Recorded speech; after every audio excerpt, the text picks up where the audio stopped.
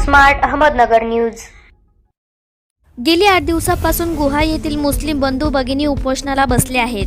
त्यांच्या उपोषणाला पाठिंबा म्हणून मुस्लिम व बहुजन समाजाने राहुरी पोलीस स्टेशनवर मोर्चा काढला होता। या मोर्चाला मुख्य मार्गदर्शक म्हणून वंचित बहुजन आघाडीचे तथा एकलव्य आघाडीचे नेते अनिल जाधव यांनी मार्गदर्शन केले। गेल्या काही दिवसापूर्वी राहुरी तालुका गुहा येथील हजरत बाबा रमजान यांच्या दर्ग्यामध्ये नव्याने मूर्ती ठेवल्या होत्या। यासाठी तंजीमे मोमीनतर्फे माननीय जिल्हाधिकारी यांना निवेदन देण्यात आले होते। सदर दर्गाचा वाद न्याय प्रविष्ट असताना असे बेकायदेशीर कृत्य करण्यात आले होते। याबाबतची माहिती खूप वेळा माननीय कलेक्टर साहेब व इतर सर्व प्रशासकीय अधिकाऱ्यांना देण्यात आली होती। Bureau report, smart Ahmednagar news. Activist background, they are educationists, they are the owners of the many institutes, they are just here because they want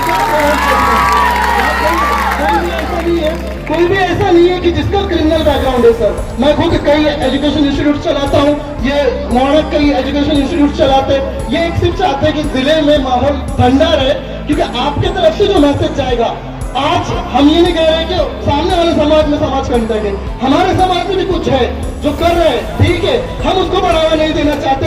शांति के साथ ये लोग आए और आपको वादा करते हैं शांति के साथ ही ये घर जाएंगे। कापले हरामखोर सत्ता आणि ज्या भीमा कोरेगाव मध्ये आपल्या शूरवीरांनी या ठिकाणी यांना उलथ पालथ केलं आणि आज त्यांच्याच अवलादींना आज आपण मतदान करून मोठं करतो, ही आपली गाढव चूक आहे। सर्वांना या ठिकाणी मी सांगन की 9 दिवसापासून गुहाचे लोक या ठिकाणी उपोषण करीत आहे आणि त्यांची पार्श्वभूमी सर्व महाराष्ट्राला, अहमदनगर जिल्ह्याला त्या ठिकाणी माहीत आहे की त्यांनी आधी दिवाणी त्यांचा खटला चालू होता, नंतर तो फौजदारी झाला, तरी जिल्ह्यातून आणि महाराष्ट्रातून कुठून अल्पसंख्याने त्यांना समर्थन दिले नाही। परंतु या ठिकाणी मंदिरमध्ये ज्यावेळेस मूर्ती ठेवण्यात आली त्यावेळेस आमच्या सर्व समाजाच्या भावना दुखावण्यात आल्या, त्यावेळेस आम्ही या आंदोलनाला पाठिंबा दिला। 9 दिवस झाले, आज पूर्ण 9 दिवस झाले त्या ठिकाणी आमच्या महिला भगिनी, आमचे लहान पोरं, साखरचे पेशंट असतील असे आजोबा, खूप वयस्कर लोक 9 दिवसापासून त्या ठिकाणी आंदोलन करीत आहे, उपोषण करीत आहे। परंतु शासनाकडून, कोणीही प्रशासनाकडून कोणताही व्यक्ती त्या ठिकाणी आला नाही, त्यांनी त्या ठिकाणी त्यांची विचारपूस केली नाही। त्यामुळं संतापून आमच्या सर्व अल्पसंख्याक समाज, बहुजन समाज व सर्व आंबेडकर चळवळीतील लोकांनी आज या ठिकाणी जन आक्रोश मोर्चा काढण्यात आला होता।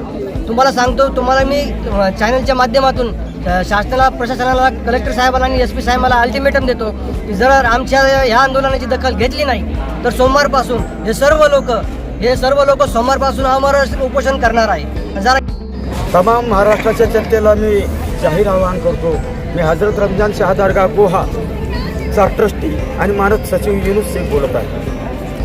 आमच्यावर सर जो अन्याय झाला आहे तो उभ्या महाराष्ट्र जनता मागील 9 दिवसापासून पाहत आहे।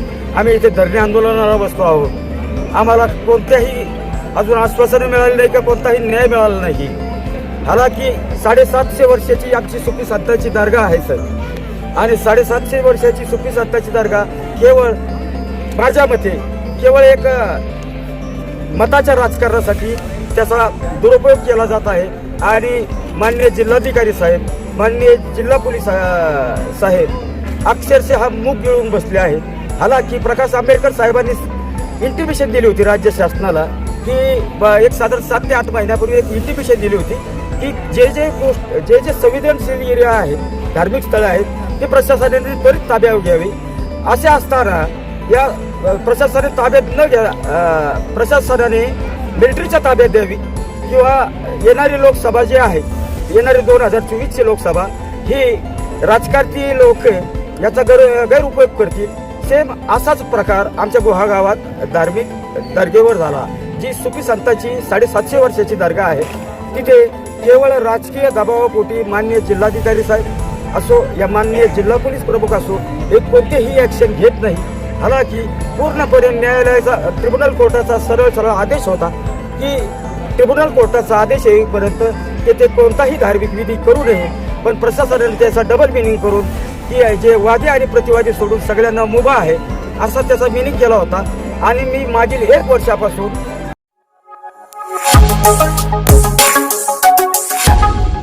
Smart Ahmednagar news.